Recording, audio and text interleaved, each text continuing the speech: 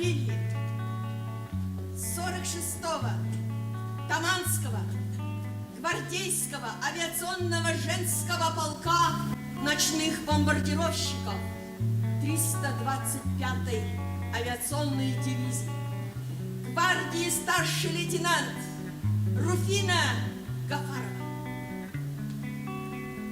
Командир эскадрильи Раиса Панфилова. Ну что, Рая, ты готова отправиться по боевому пути нашего легендарного полка? Да, Руфа, я так давно ждала этого момента. Ведь мы отправляемся в наше такое далекое, но такое незабываемое прошлое. Годы войны. Как давно это было? Дни превращались в недели тяжкие, трудные месяцы. Как же мы тогда надоели фашистам, что они прозвали нас ночными ведьмами. Но Евдокия Давыдовна говорила, если враг ругает, значит, мои девчонки Молодцы!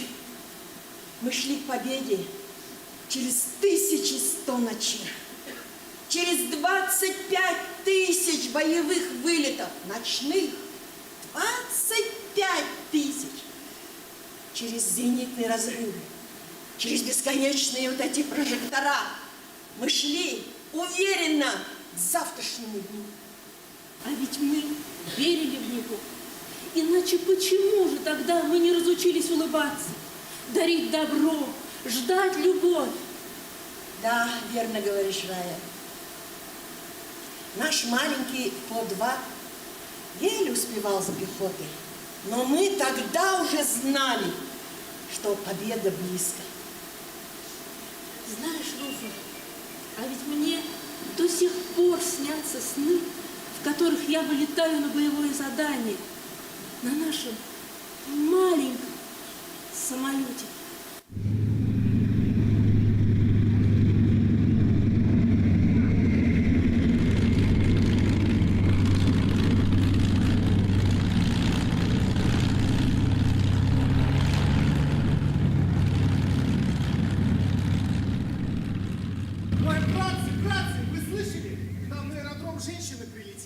Интересно, зачем? Дунькин полк прибыл. А почему это Дунькин полк? Вот тут все просто. Командир у них Евдокия Першанская. Тоже мне придумали, правда? Женский авиационный полк. Как они воевать-то будут? Паломниками мне что ли? Слышал, что они будут летать на этажерках. Вот смеху-то будет. Ой, девчата, что это такое? Размерчик точно не наш. Собаки так можно потерять.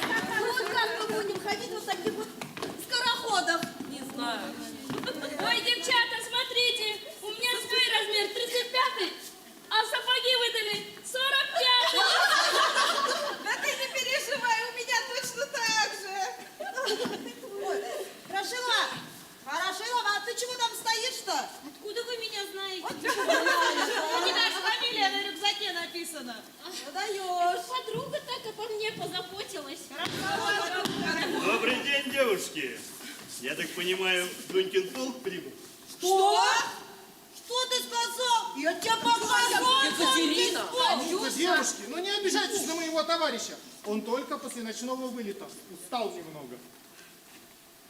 А если серьезно, как вас звать, девушки? Меня Михаил зовут. Донька.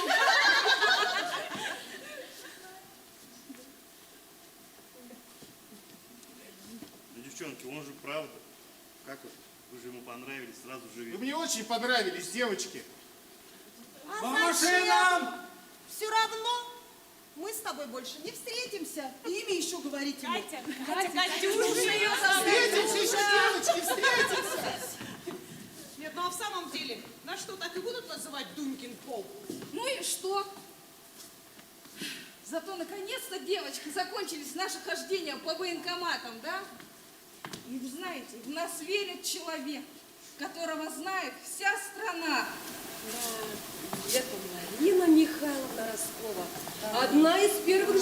которую удостоена звания Герой Советского Союза. Да.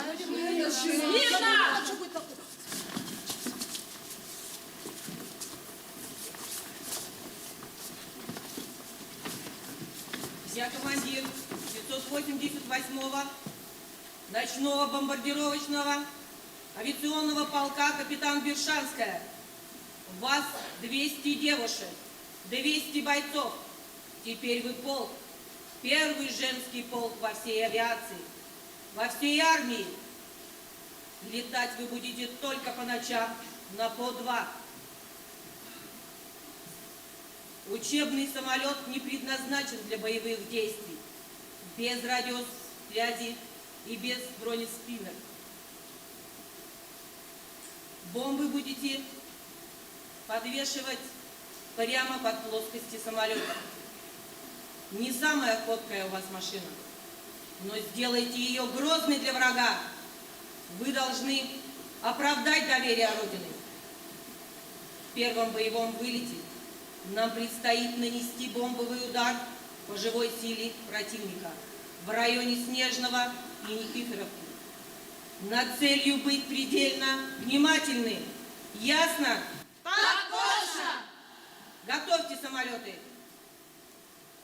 Девочки, наш первый боевой вылет! Заводи мотор!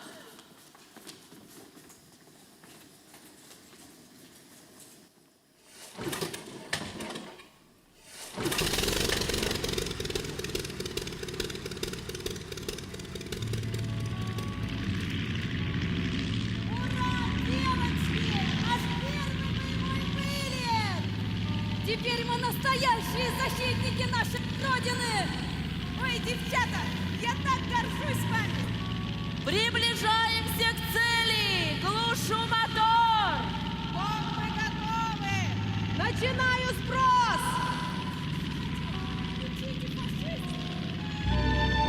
Они даже не поняли, откуда мы сбрасываем на них бомбы! Девочки, мы сдали первый экзамен! Ура! Наш первый боевой вылет без потерь! Ура! За Родину! Ура! У нас получилось, девочки! За Родину!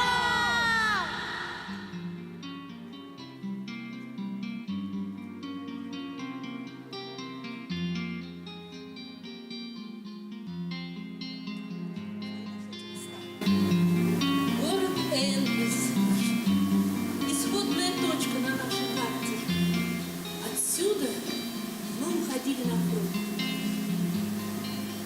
Марина Михайловна Роскова говорила: учитесь упорно, настойчиво, ведь экзамен вам придется сдавать на поле боя. Наш первый боевой экзамен состоялся на 13-м боевом вылете. 12 раз мы вылетали и ни разу не попали ни под один обстрел. Ну вот именно тогда, перед вылетом, Рая, ты сказала: Руфа, готовься сегодня к бою. А ты мне что ответила? А я сказала: ничего, как всегда пройдет, все будет хорошо. И вот потому что была так уверена, потому что в этот день мне вручили партийный билет. Вот мы полетели. Летим. Даже ничего не говорила, что мы на передовой. Было как-то очень даже спокойно. Мы спокойно сбросили 4 бомбы и решили лететь домой. И вдруг, как началось, очнулись зенитки, загорелись прожектора, мы оказались в огненном кольце. И знаете, у меня голова, чтобы найти выход из этого положения, крутилась на все 720 градусов. Но ты, Рая, молодец. Ты смогла вывести самолет из этого огня. Руфа, а ведь здесь, в Энгельсе, мы давали присягу. Как сейчас помню этот праздничный день. украшен зал. Большой стол, покрытый красной скатертью. За ним командование во главе с майором Росковым. Разве может человек забыть своих клятв? Я, гражданин Союза Советских Социалистических Республик, вступая в ряды Красной Армии, торжественно клянусь, не щадя сил и самой жизни, сражаться до полной победы над врагами. Клянемся!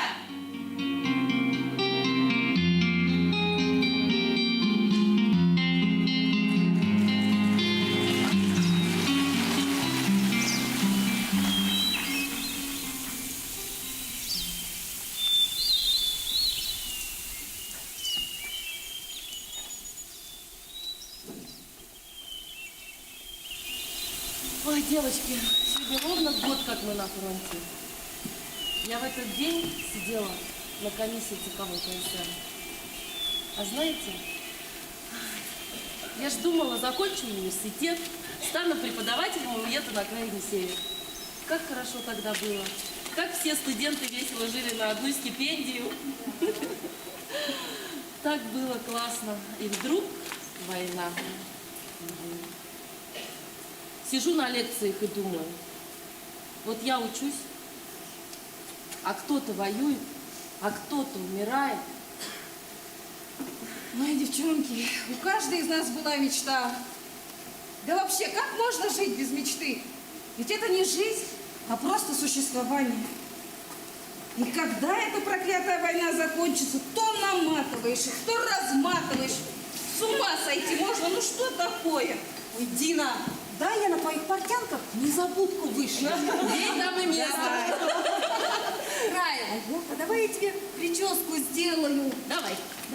Я всем девчонкам на курсе делала. Рая, а помнишь, как мы на танцы собирались? Как не помнить? Надевали красивые платья, туфельки. А у Гальки Сафроновой тогда была такая красивая брошь. Нацепит ее и ходила королевой. Ну не переживай ты так, вот закончится война. Я тебе вот точно такой же куплю и подарю. Правда? Обещаешь? Ну вот обещаю. А у меня вот, девочки, есть. Покажи! Какая красивая! Ничего себе, Тоня! Тоня, подай поносить! Я не могу. Мама моей перед войной мне подарила. На, держи. Да. Мама совсем одна осталась. 3 из 5 братьев тоже служат в авиации. Воюют сейчас на разных фронтах. Старшего брата расстреляли. Расстреляли за связь с партизанами. Ой, девочки, а зато знаете, какое у нас большое хозяйство. И мама одна совсем справляется. Она мне даже писала, что ездила в Заволжье на уборку урожая. Правда, говорит, посидела вся. Да, нелегко. Нелегко, наверное, матерям, когда их дети воюют на фронте. Девочки, а сейчас в Казахстане тепло. Сад расцвел наш в доме. А мама моя на улице стряпает мои любимые блинчики. Сейчас бы их попробовать. Оксана, а ты письма-то от мужа получаешь? Ой, нет, девочки, уже как год не виделись мы с ним. Но он всегда со мной. Я его фотографию всегда беру с собой в полет. Да не переживай, Оксана, напишет он тебе. Девчонки, какая же жара стоит. Сейчас бы искупнуться, ба. Или в баньке попасть. Вообще, без водных процедур как нам плохо. Ой, девочки, спать не даете. Спишь. Счастливая. А я вот, девочки, вообще спать не могу. Вот только глаза закрою, А мне прожектора в глаза слепят и слепят. А знаешь, Хорошилова, какие красивые стихи писала Лиля Тормосина про себя. Почитай, Давайте Дина, я прочитай. почитаю. Почитай. Знаете эти стихи? Я не знаю, что будет со мной в день, что всех долгожданий и краж. Может же быть, с отшумевшей войной я исчезну из памяти вашей. Может быть, не взгрустнут обо мне за победным веселым застольем. Все равно я была на войне, и не нужно мне память ни доли. Оттого и дороже в войне мне тот день, что над вами не гаснет. Я была бойцом на войне, и не нужно мне доли прекрасней. Какие она красивая. Смирно! Поступило новое задание. Наши войска высадились с десантом южнее Керчи в районе поселка Теген. Сложилось так, что они оказались отрезаны от большой земли.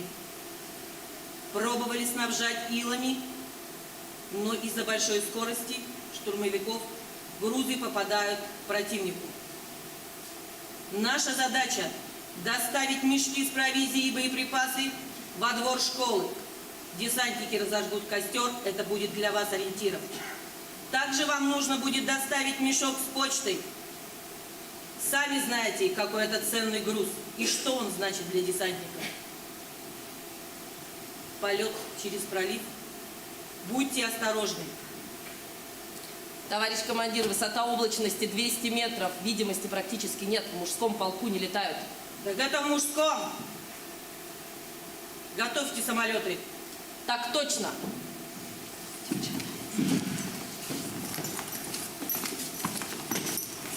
Готовимся к полету.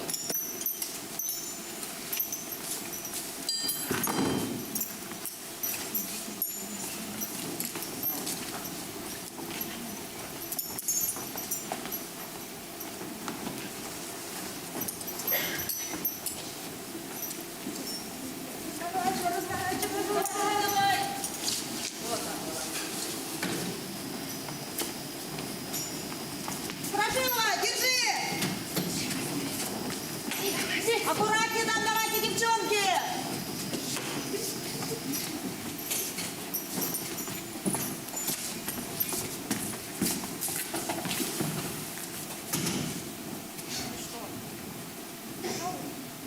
Заводи мотор!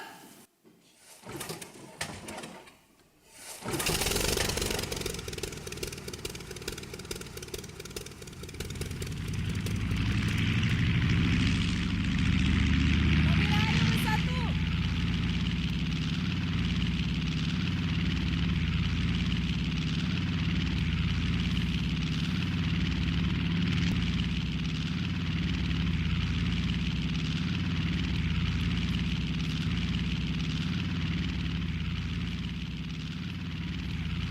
Летим над проливом. Пилотирую только по приборам. Горизонт не просматривается. Море внизу. Угадывать придется лишь чутьем.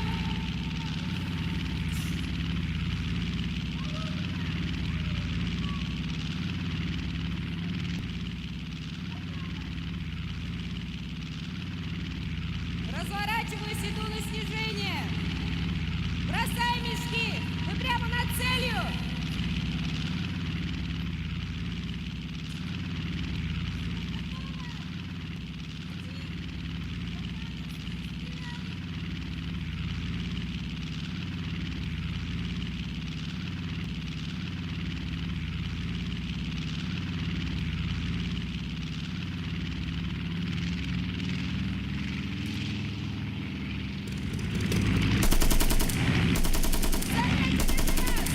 Враги не дремлют! Летим быстрее обратно!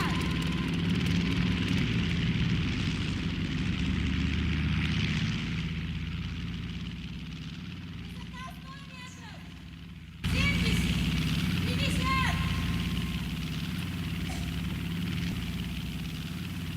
Смотри, летят девочки. Уфу, ни в какой по счету полет. Кажись, четвертый. Устали они. сегодня, им бы поесть. Принесите скорее сюда! Пусть перекусят!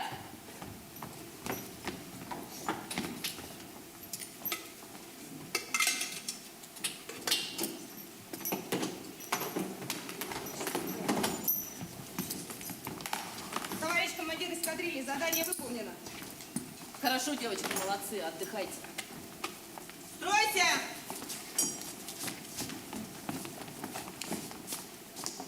Смирно! Экипаж Панфиловый и Гафаровый, товарищ майор. Наслышан, наслышан. Из учебных самолетов вы сделали грозные боевые машины. На сегодняшний день вы с уверенностью наносите на этих тихоходных машинах большой урон противнику. Вы на деле доказали, что можете защищать свою родину не хуже мужчин.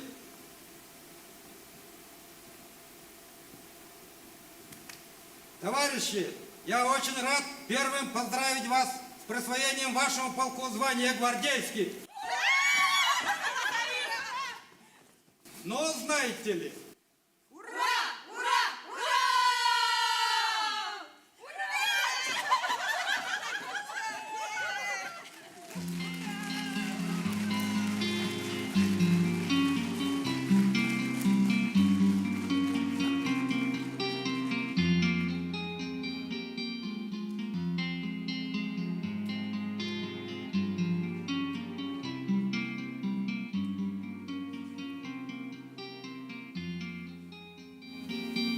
Именно здесь, на Северном Кавказе, немцы нас впервые прозвали «ночные ведьмы». И мы тогда даже нисколько не обижались. А наоборот, гордились, что враги называют нас таким словом. Сколько же ночей мы не давали противнику спокойно отдыхать. Держали их в напряжении. Ну и сами не дремали. Как же не дремали? Еще как дремали. Порой бывало за штурвалом, могли заснуть, особенно под утро. Сколько же воспоминаний сейчас на меня нахлынуло. Ну-ка, вспомни. Под Моздоком. Мы только отбомбились, повернули назад, и тут прямо под нами вспыхнул прожектор. Он словно на шпагу насадил наш самолет.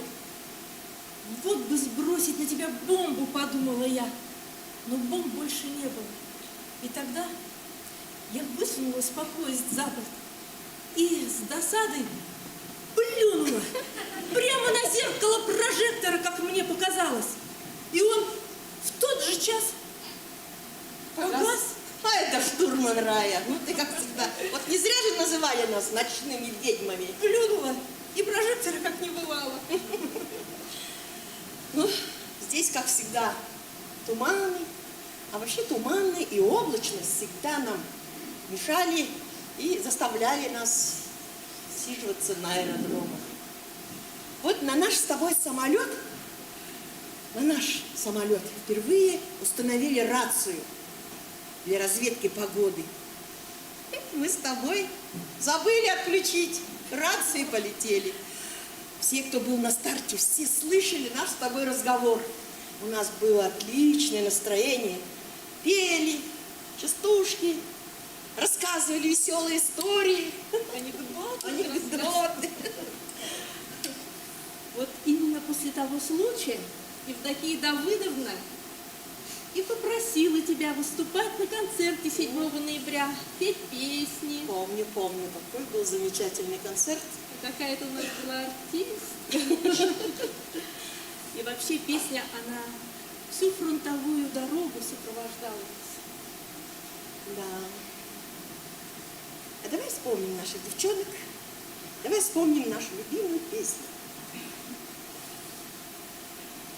Вечер тихой песни над рекой плывет, дальними зорница встретится огонь. Где-то поезд катится точками огня.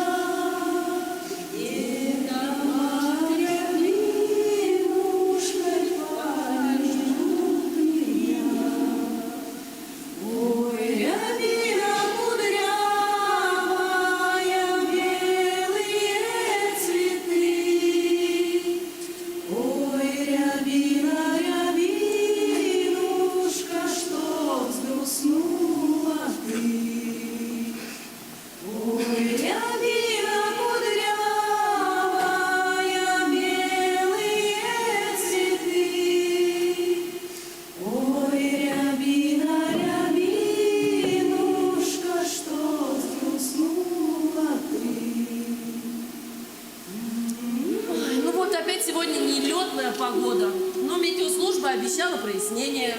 И это уже хорошо. Да уж, скорее бы этот туман рассеялся.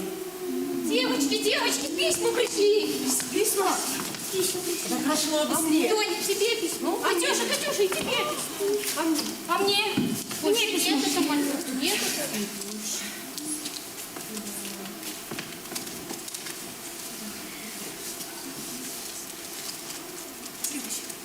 Ой, девочки, от мамы пришло. Ну, читай, что там, какие новости? Пишет, что брат Федька нашелся. В госпитале лежит. Сестра также медсестрой работает. Пишет, что мой теленочек подрос и стал настоящим бычком. Главное, что маманя здорова и ждет нас. Ой, девчонки, посмотрите-ка на Катюшкино лицо. Счастливая! Написал. А кто написал? Миша, наверное. Все надо знать. Катюша, читай. Почитай. Ой, девочки, поздравляю с гвардейским званием, дорогая Катя. Серьезно? Жаль, что не могу тебя обнять. Вижу только с воздуха, но все равно я тебя найду и уже еду. Жди, целую, твой Михаил. Ой, девочки, а давайте я вам спою казахскую песню про любовь. Ну, про что еще? После такого-то письма.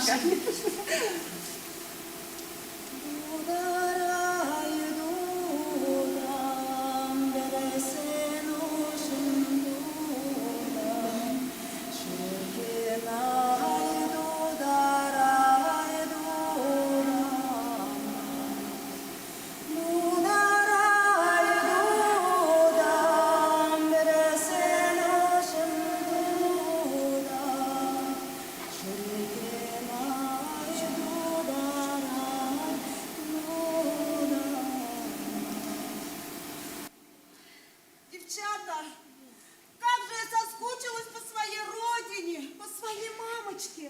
Она ж там совсем одна, денешенька, без меня. Как же она жила. Ну, девочки, чего вы загрустили? Давайте лучше нашу веселую!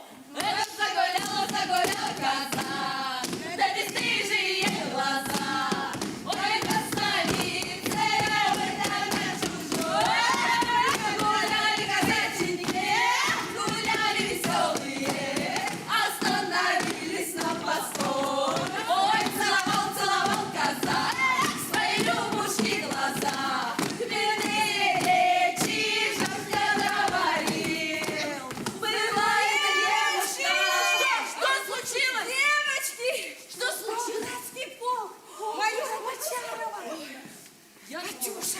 Катюша, по-моему, и Миша твой. Братцы, мы присутствуем при историческом событии. Ночные красавицы сами к нам прилетели. А у вас все такие красивые и специально таких прислали? Все! Теперь понятно, почему вас от нас прятали.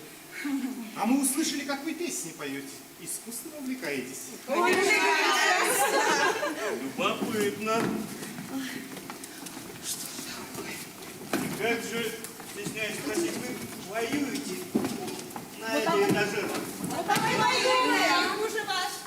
Да уж наслышан. А что это наш командир тут приклеил? Что? Что ты сказал? Говорю, на нашего командира похож. На командира? Оксана! Что? Оксана, иди сюда! И он говорит, что похож. Посмотри. Как его фамилия? Как? Григорьев Алексей Иванович. Точно он. Это мой Алексей! Где он сейчас? Где? 2 часа назад на другой аэродром улетел. Нас тоже, кстати, перебрасывал. Передай ему. Полевая почта 40-125. Оксана Григорьева. Хорошо. Запомнил? Хорошо. Я тебе сейчас запишу. Девочки, дайте записать. Это муж еще. Они целых 2 года не виделись.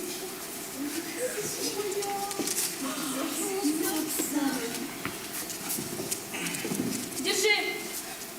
Передай. Оксана Григорьева.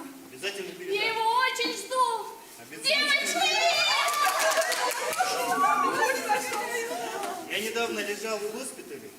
выпустил новую песню Марка Бернеса. Хотите спеть? Конечно, давай.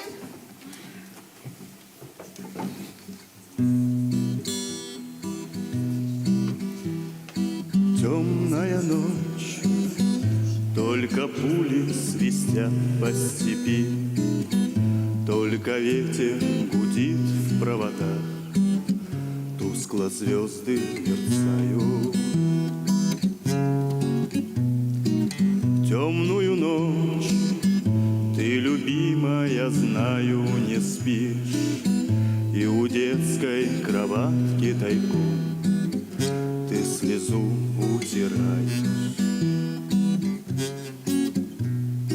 Как я люблю глубину твоих ласковых глаз, как я хочу к ним прижаться сейчас. Лично хочу тебя поздравить с гвардейским званием. Разделяет любимая нас, Увидел тебя, и тревожная и сразу стало легко и радостно. пролегла между нами. Даже если жизнь наша на волоске. Верю в тебя, А может, это случайная встреча на дорогах войны? подругу мою. Нет, Катя, это судьба. вера от пули меня темной ночью хранила. Радостно мне, я спокоен в смертельном бою. Знаю, встретишь с любовью меня, чтоб со мной не случилось. Смерть не страшна, с ней не раз мы встречались в степи. Вот и теперь надо мною она кружится. Ты меня ждешь и у детской кроватки не спишь, и поэтому, знаю, со мной ничего не случится.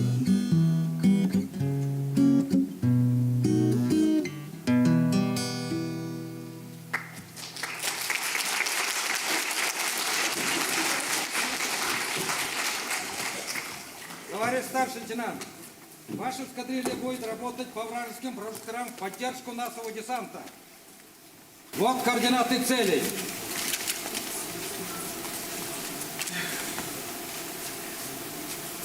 Первая точка, вторая точка и третья точка. Будьте очень осторожны, очень много зениток. Задание ясно? Так точно. Вопросы есть? С моря заходить трудно. Очень трудно. Желаю удачи.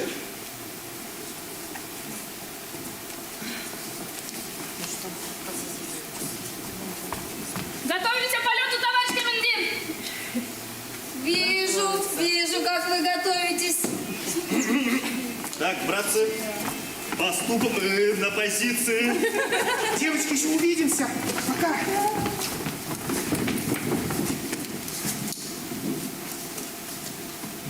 У нас поступило новое задание. Нам во что бы то ни стало нужно совершить несколько боевых вылетов. Погода нелетная, видимости практически нет. Я никому не могу приказывать лететь. Но задание нужно выполнить обязательно. Кто согласен лететь добровольно, прошу сделать шаг вперед. Ну что ж.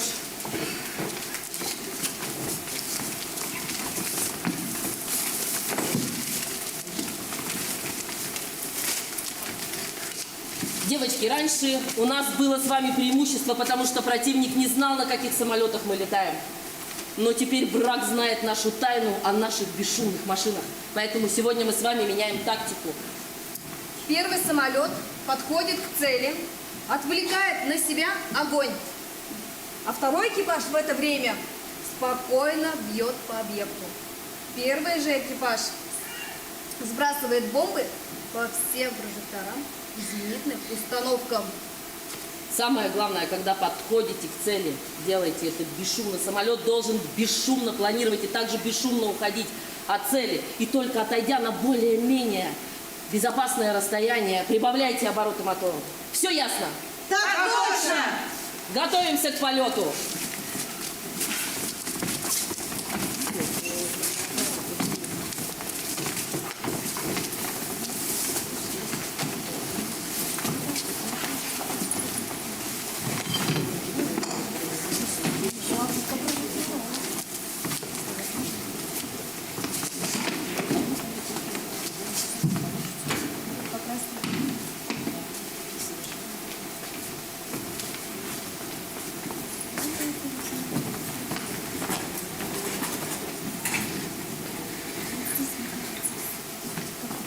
Ох, Тоня, какая же она тяжелая, Катюша, война скоро закончится, и пойдем с тобой на танцы. Ой, как в прошлый раз, помните, девчата? Натанцевали с вами.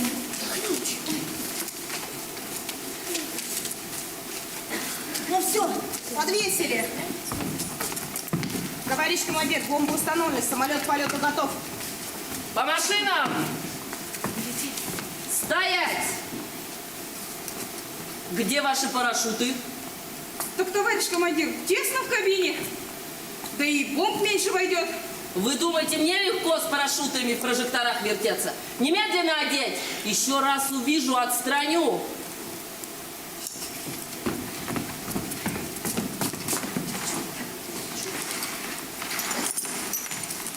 Придумали. Руфа, спрячь! Спрячь! Девчонки, ну летит же вам! Победители не судят! Руфа!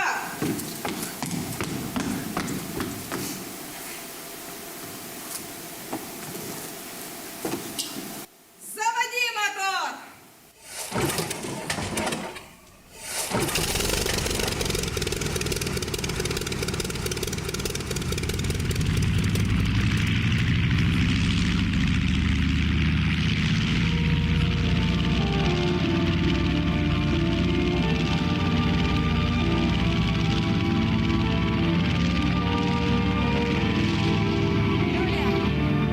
А скоро война закончится? Скоро поедем домой победителями.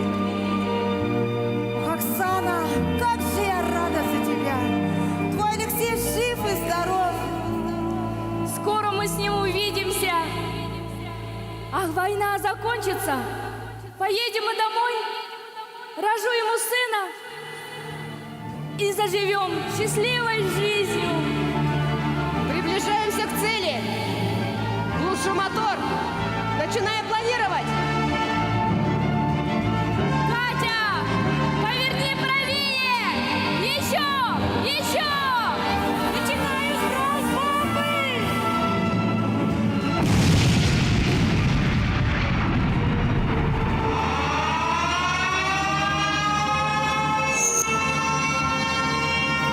Смотри, фашист!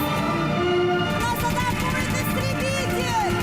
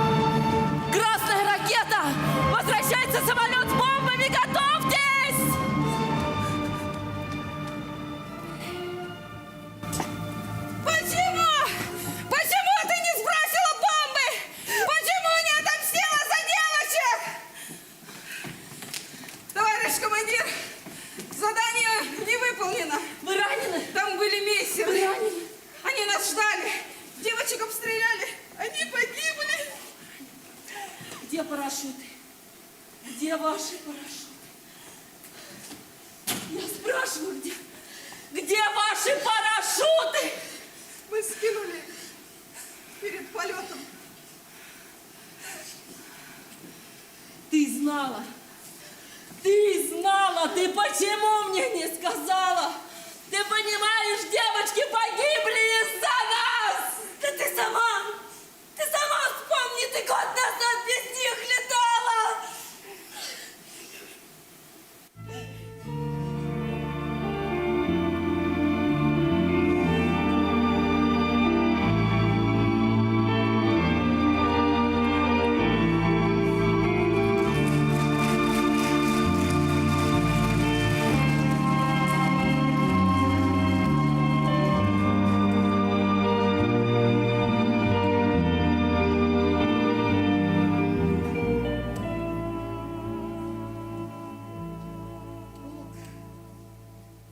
В котором мы воевали с начала войны, гордо пронес свое гвардейское полковое знамя до великой победы.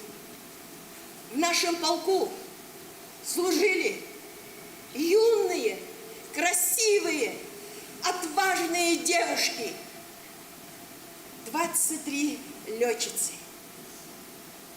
Были удостоены высокого звания Герой Советского Союза. А нас было 261 человек, 32 девушки. Наши боевые подруги не вернулись, погибли.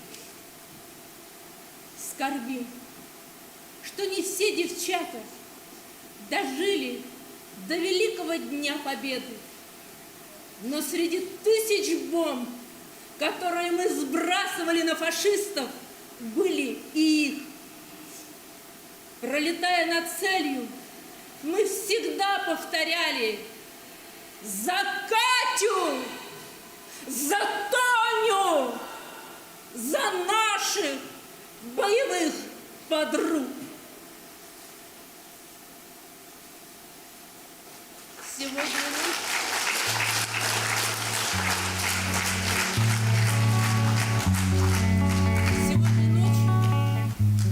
мне приснился красивый и интересный сон. Кончилась война, и мы всем полком летим на парад Победы в Москву.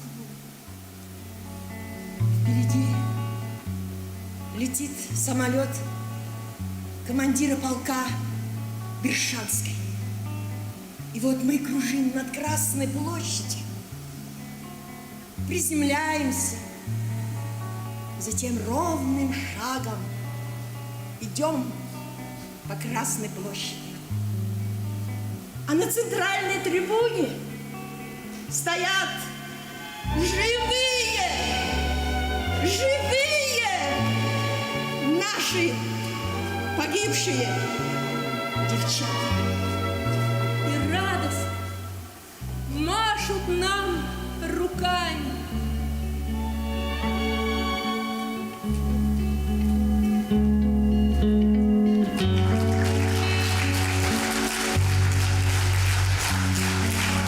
Гвардии сержант Лёля Радчикова, старший лейтенант Дина Никулина. Лёлька! Руфа! Дина! Рая! Дина!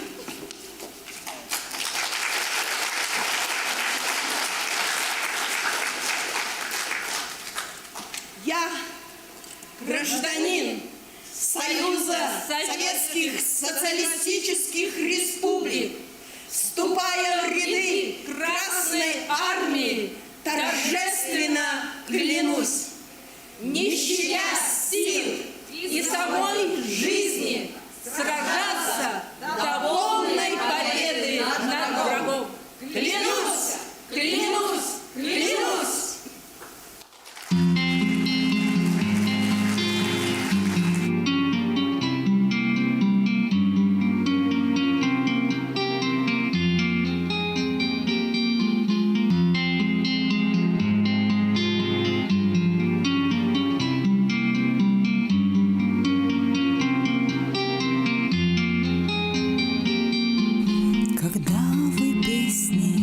земле поете, тихонечко вам небо подпоет. Погибшие за родину в полете, мы вечно продолжаем наш полет. Мы вовсе не тени безмолвные, мы ветер и крик журавлей. Погибшие в небе за родину становятся небом над ней. Мы дышим, согревая птичьи гнезда, баюкаем детей в полночный час. Вам кажется, что с неба смотрят звезды, а это мы с небес глядим на вас. Мы вовсе не тени безмолвные, мы ветер и крик журавлей.